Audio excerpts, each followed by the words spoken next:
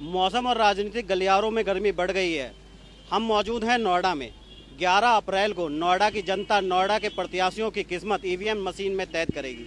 लेकिन उससे पहले हम नोएडा में मुसलमान समाज के समुदाय के कुछ लोगों से ये समझने और जानने आए हैं कि पिछले 5 सालों में केंद्र में मौजूद बीजेपी की सरकार ने जो विकास के दावे किए थे, महिला की सुरक्षा के दावे किए थे, उससे वो कितने मुसलमान समुदाय के लोगों को संतुष्ट कर पाई है या नहीं।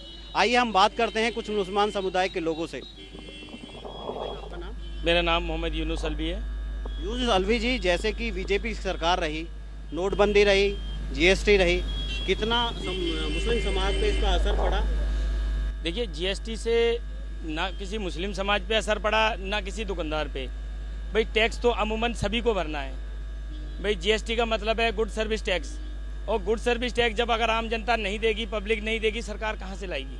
सरकार, हमारा देश भी इसी से चलता है, और जब हम लोग इसमें थोड़ा थोड़ा योगदान करेंगे तो देश भी चलेगा और विकास भी होगा। भाई साहब, आपका नाम? मोहम्मद जमशेद है। जमशेद जी, जैसे 3 तलाक का मुद्दा बीजेपी जो लाई थी, इस पे आप कितना सही मानते हैं? आपकी राय क्या है? 3 तलाक का जो मामला है, ये हमारा जो मामला है, ये हमारा जो है आपसी मामला है, वो हम बाद में तय करेंगे। इस वक्त हम जो मुस्लिम समाज के लोग जो जुड़े हैं मोदी जी के साथ, और मोदी जी जो नारा लगाया है सबके साथ सबके विकास, जो हमें जो है मुस्लिम समाज के लोगों को डेरा डेरा को जो वोट लिया करता था, आज उनका पोल खुल गया है। जो कहते थे कि जो बीजेपी आएगी तो जो है मुस्लिम समाज को दंगा करवाएगी, मारेगी, पीटेगी, वो इस 5 सालों में ऐसा कोई सरकार के अंदर जो है ना कोई दंगा हुआ, ना कोई ऐसी बात हुई। इसलिए हम सारे मुस्लिम समाज के लोग इस बार मोदी सरकार को जो है वोट देंगे और उनको सरकार बनाएंगे। भाई साहब, जैसे कि मोदी सरकार ने 5 सालों में जो वादे किए थे कामों से, और जो लोगों के लिए नोटबंदी का बड़ा फैसला लिया था, इससे आपको कितना फ़ायदा हुआ है और कितना नुकसान?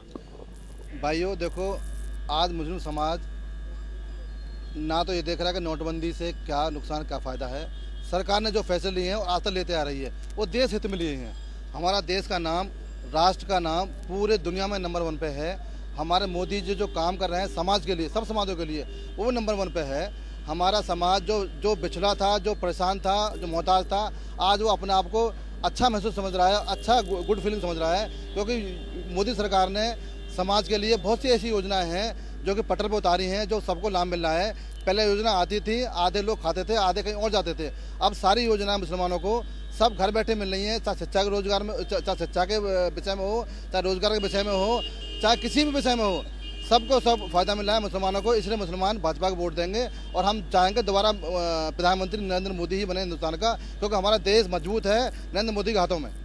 जैसे कि बीजेपी की सरकार कहती है कि मजबूत सरकार या कमजोर सरकार, तो आप क्या चाहते हैं कि बीजेपी की जो सरकार है वो मजबूत सरकार है, उसने अपने वादे पूरे किए हैं? बीजेपी की सरकार बहुत मजबूत है। उसने मुसलमानों के हित में बहुत बड़ा फैसला लिया।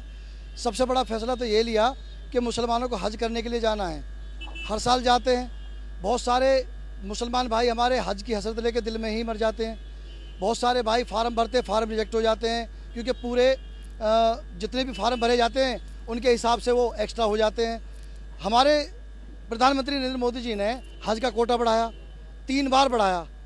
अब 5000 यूपी के लिए भी और बढ़ गया है। करीब 1,80,000 हमारे इस हिंदुस्तान से हाजी जाएंगे। अगली बार योजना आ रही है एक और, कि पानी के जहाज़ से भी जाएंगे तो सस्ते में चले जाएंगे। तो मुझे लगता है कि मुसलमानों के लिए तो देश हित में बहुत फ़ायदा हुआ है। दूसरा, मजबूत प्रधानमंत्री की, हमें ऐसा प्रधानमंत्री चाहिए। हमारे ऊपर एक पाकिस्तान हमला करता है, पुलवामा हमला, उसमें 40 जवान शहीद होते हैं। 24 घंटे के अंदर जो जवाब देने की हिम्मत रखता हो, ऐसा प्रधानमंत्री चाहिए जैसे नरेंद्र मोदी, जो 40 का 400 मार के जवाब देता हो। ऐसा प्रधानमंत्री हमें मजबूत चाहिए, जो देश की सुरक्षा जिसके हाथ में हो, जिसके अंदर इतनी ताकत हो, इतनी कुव्वत हो कि जो सारी दुनिया में, देश में अपना लोहा मनवा सके, और अपनी जितनी भी योजनाएं हैं उनको, जैसे मुसलमानों के लिए योजनाएं बहुत सारी आई हैं।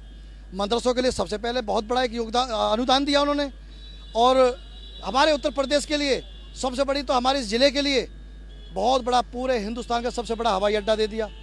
बहुत बड़ा एक बिजली घर दे दिया, जो 12,000 करोड़ या 12,500 करोड़ रुपए का बनने वाला है। और बहुत बड़ा एक सांस्कृतिक मंत्रालय से बहुत बड़ा एक जो हमारे खानसामा होते हैं, जो एमबीए करके शेफ जो बनते हैं, तो उनके लिए बहुत बड़ा एक स्कूल दिया। कुल मिला के ये 50,000 करोड़ रुपए की योजना अगर अकेले हमारे इस गौतम बुद्ध नगर के लिए दे सकते हैं तो पूरे देश में कितना बड़ा विकास हुआ होगा। मैं चाहता हूं कि हमारे यहाँ से डॉक्टर महेश शर्मा एमपी बने, फिर दोबारा हमारे इस जिले से एक ऐसा मोदी जाए जो नरेंद्र मोदी जी के साथ एक फूल बन के खिले, और फिर दोबारा से एक अच्छे मजबूत हिंदुस्तान का निर्माण हो और नरेंद्र मोदी फिर दोबारा प्रधानमंत्री बने, ताकि जितनी भी योजनाएं बाकी रह गई हैं वो सारी अगली योजना में पूरी हो सकें। भाई साहब, जैसे कि राहुल गांधी है और नरेंद्र मोदी है और गठबंधन है, तो आप क्या चाहेंगे जो अगला प्रधानमंत्री है वो कौन?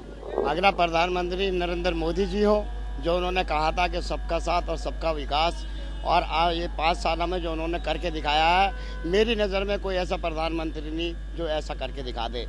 हम नरेंद्र मोदी जी को प्रधानमंत्री बनाना चाहते हैं और अपने मुस्लिम समाज से गुजारिश करते हैं कि ज़्यादा से ज़्यादा मोदी जी को वोट दें और देश के हित में काम करें।